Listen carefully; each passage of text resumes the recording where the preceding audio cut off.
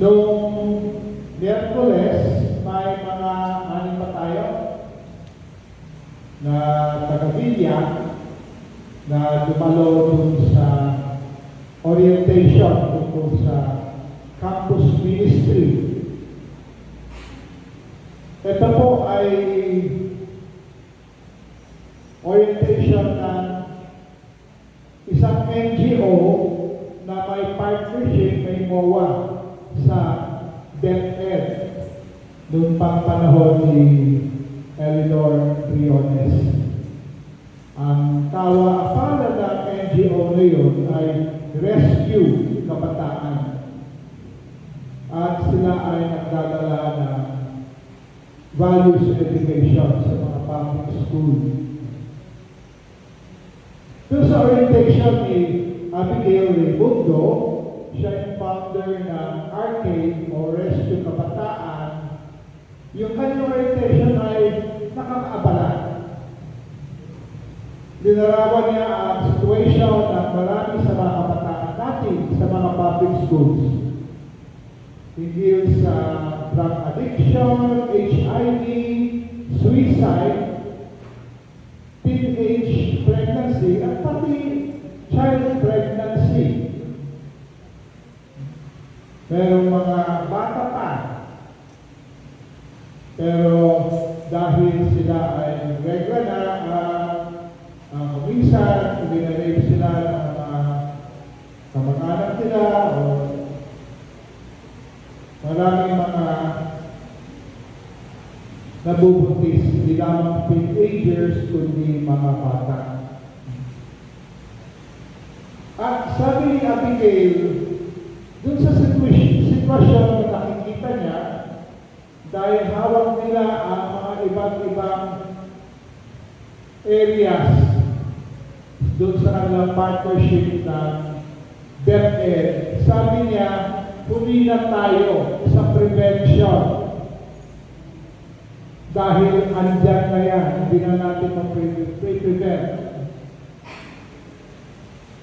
Marami din tayong narinig, ito lamang tungkol sa school violence. Dati sa isip natin, o at least sa isip ko, ang balilan sa mga eskwelahan ay nangyayari sa Western countries kagaya ng US, hindi dito sa Pilipinas. Ngunit, noong June 22 sa San Jose National High School sa Tacloban, may dalawang teenager lang nila na 14 at 15 anyos sila, nabaling sila doon sa eskwelahan, may pinatay na 3 at marami pang nasugatan. At bago noon, mayroong saksakan doon sa General Trias na 7 estudyante ang nasugatan. Cavite City naman, meron din nangyaring saksakan na may nasugatang estudyante.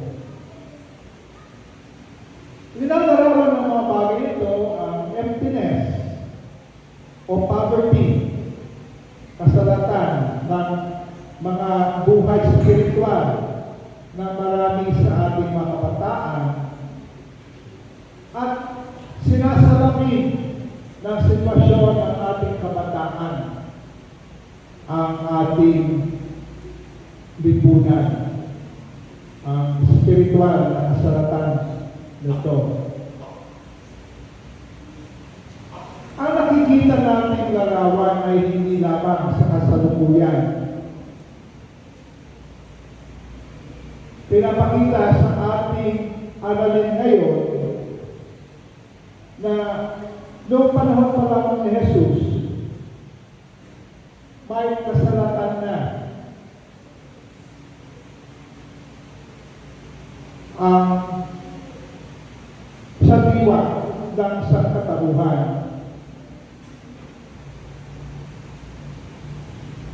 Sabi ni Jesus sa gospel reading natin, saan ko ihahambing ang mga parang tao sa panahon na ito? Ang katulad nila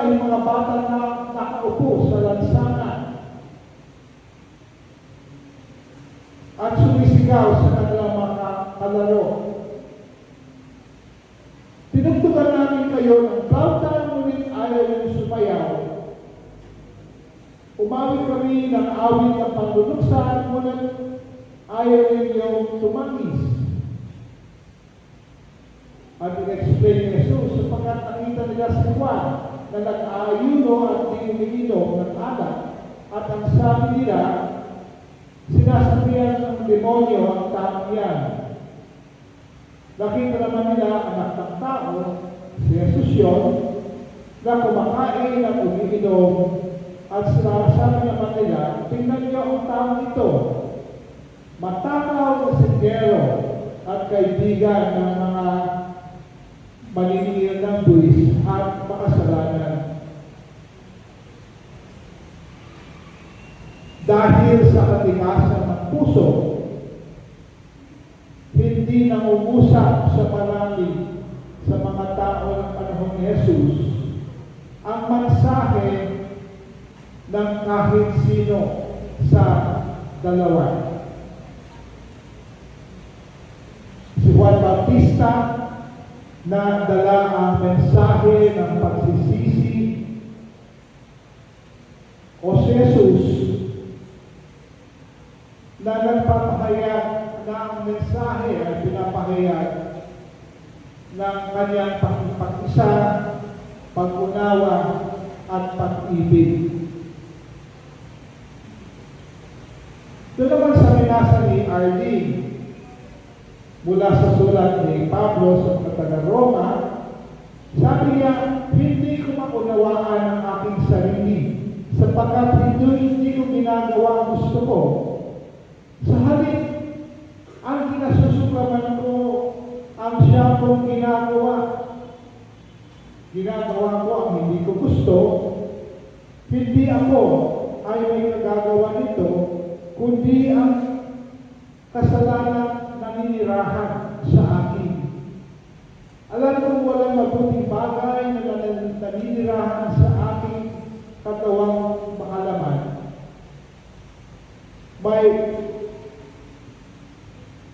May kakayahan akong naisin ang mabuti, ngunit hindi ko lamang ito magawa. Anong sagot ni Jesus sa problema? Problema na nakikita natin ngayon, problema na noon pa ay nakikita. Sinagot nito ng awit ng ating koro. Cast your burdens upon me, you who are heavily laden. Come to me, all of you who are tired of carrying heavy loads.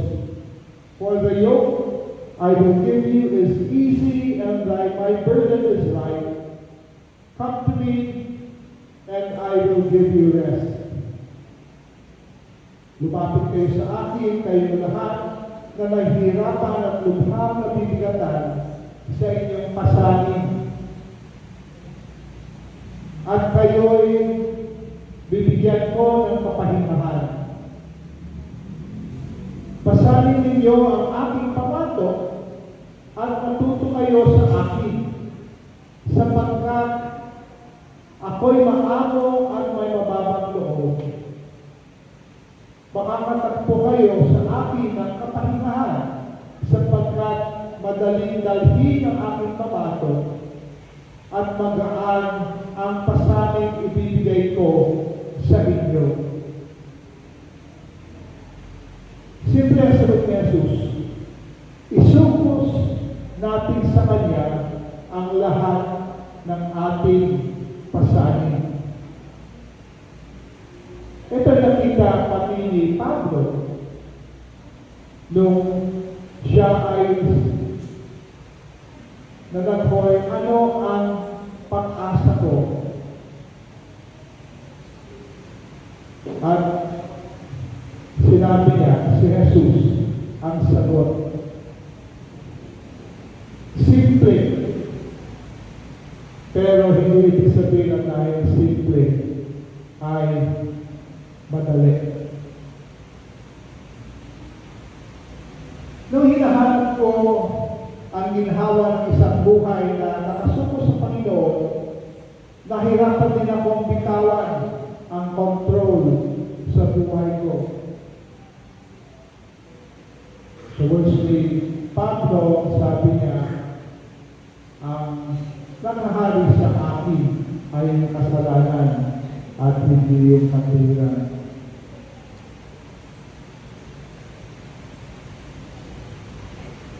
Nahirapan namang bitawan ang kontrol ng buhay ko at hayaan ang Panginoon na mag-control sa akin. Ilang beses ko sinubukan, ngunit hindi ko magawa hanggang nag-give up na lang ako. Sabi ko, Panginoon, hindi ko magawa, bahala ka na. Sinuko ko ang pagsuko ko ng aking buhay sa Kanya. Nakuha niyo yun? Hindi ko masuko ng aking buhay. Kaya pagsuko na yun, na hindi ko magawa, sinuko ko sa Panginoon. Doon siya sabi ko, hindi ko kaya, bahala ka na. Narinig na yung kahihinatan ng pagsuko yun. Ang pagsuko ng pagsuko.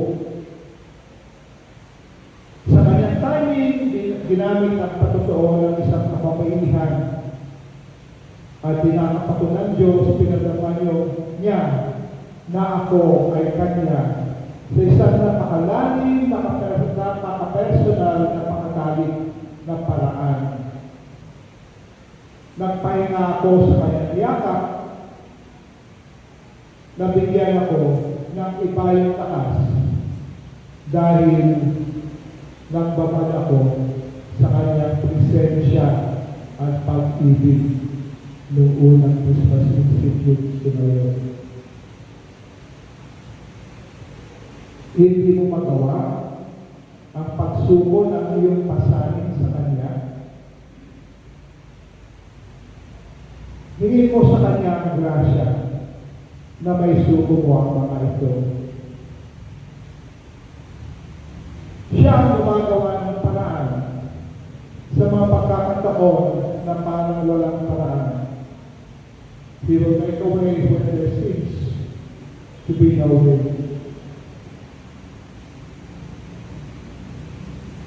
Maaaring makakatulong sa inyo na manawahin natin ang larawan na binigay sa atin ng teksto. Sa panahon ni Jesus, ginagamit ang doble pamatok. Pamatok dun sa isang baka na natihila ng araro o kaya karito. May doble pamatok, dalawa yung baka na nagdadala ng pamatok na yun. Wala kung meron na kayong nakita dito na dalawang baka o dalawang halabaw na natihila. Ang ginagawa nila, tinatabi nila ang training sa bakang sanay maghila ng araro. At ang veterano ang nagdadala ng bigat.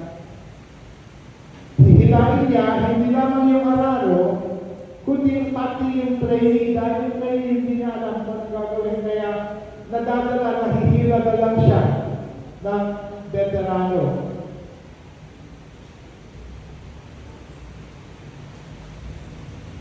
Hindi ang bagong ang nagdadala ng bigat, yung veteranong baka. O sa atin, veteranong kalabaw, di pala kung may ganong klaseng technology sa atin. Maalala ninyo ang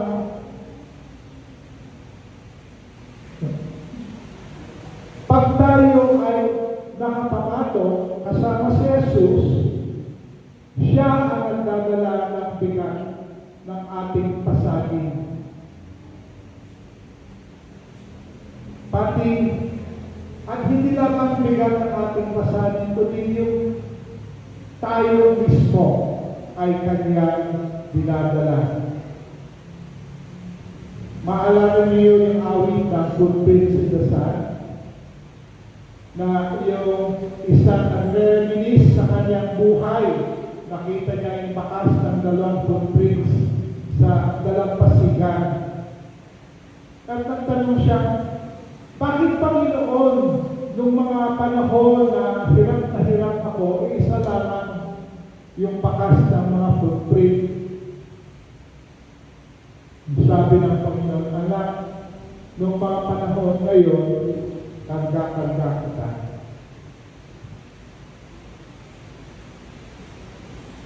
Ayayahan ko kayo na maranasan ang tinatawag ni St. Ignatius na prayer of rest. Itong prayer ito, gagamitin natin ang ating imahinasyon, kaya makakatulong sa atin kung tayo ay pipigit.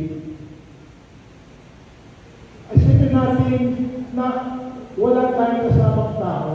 Ang kasama natin ay ang Diyos lamang. Huwag natin pansinin ang ating kasama o katabi sa ating upuan. Alalahanin natin na tayo ay nasa presensya ng Diyos at isipin natin na mas malapit siya sa atin kaysa sa hangin na iniihip natin. Binabalutan tayo ng kanyang presensya. Yakap-yakap niya tayo.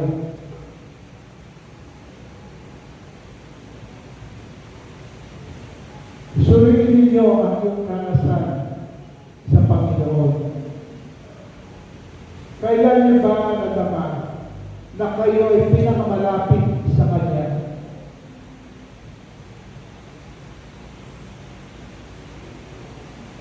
Kung wala kayong maisip, pwede ninyong imagine yung footprints in the sand at kargahan kayo ng Panginoon.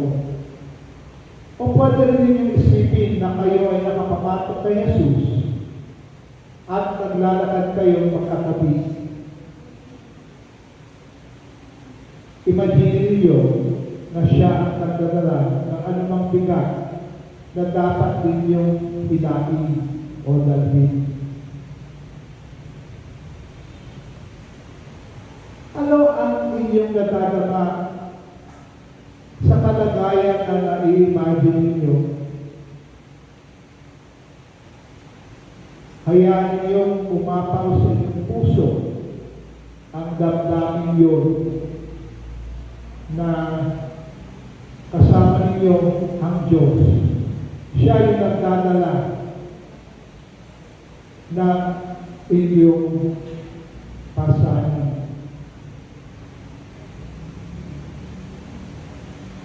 Maaari din ninyong isipin ang sinabi sa Juan 4:14, ang sino mang umiinom ng tubig na ibinibigay ko sa kanya ay hindi uling mauuhaw kailanman. Ang tubig na ibibigay ko ay magiging batis sa kaloob niya at patuloy na bukal at magbibigay sa kanya ng buhay na walang hanggan.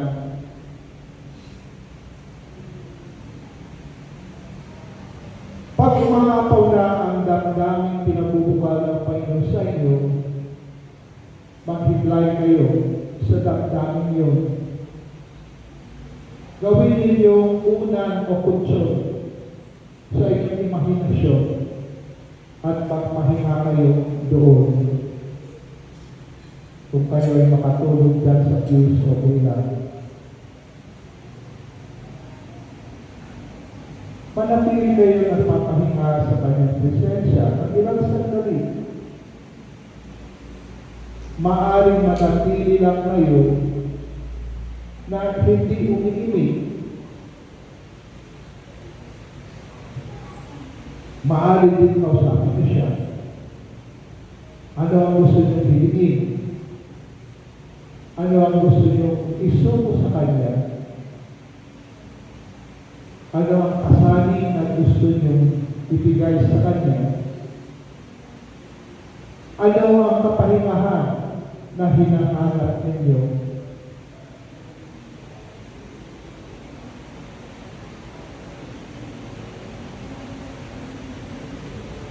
Maaari kayong magpakalog sa Panginoon bilang isang bata at magpahinga sa kanyang kandungan.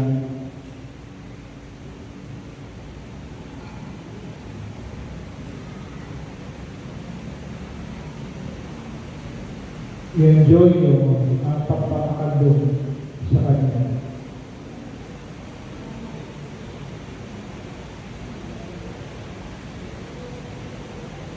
Ako'y tatahimik na ilang sandali para maranasan na enjoy nyo yung prayer of rest. Hindi madali, baka konting panahon yan,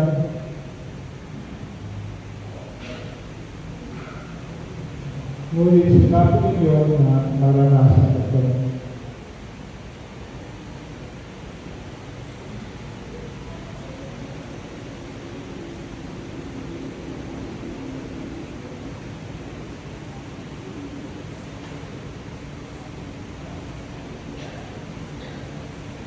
Sa ilang sandali ba, halihan ko kayo na bumalik tayo sa presensya ng sanctuary. Sa inyong pagbabalik, dalhin ninyo ang bunga ng ilang sandali na kayo nakapagpahinga sa kanyang presensya o kanyang kandungan.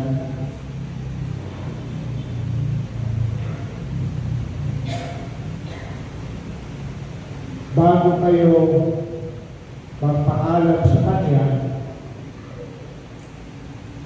imagine ninyo na hinahangkan niya kayo sa iyong loob.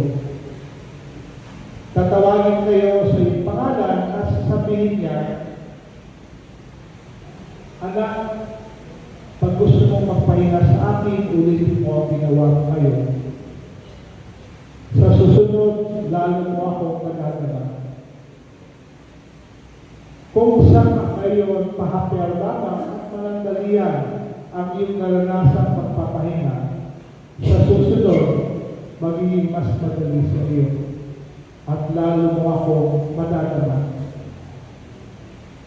Huwag mong kalimutan, hindi ako malayo sa iyo. Nandito ako sa iyong puso. Kita mo man ako nadadama o hindi. Mawawala ako sa iyong kamalayan, ngunit dama mo man ako o hindi. Kasama mo ako lagi.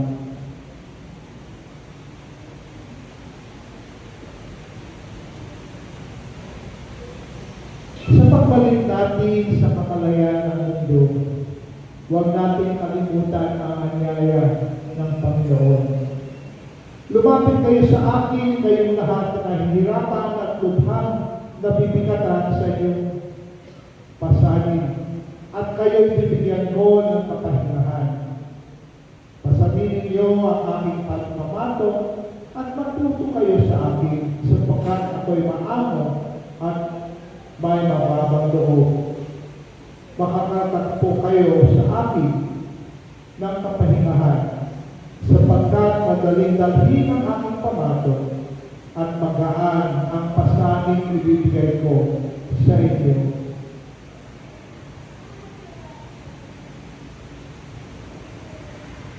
Mararanasan natin ang kanyang kapahingahan pag tayo ay aking pamatok sa kanya.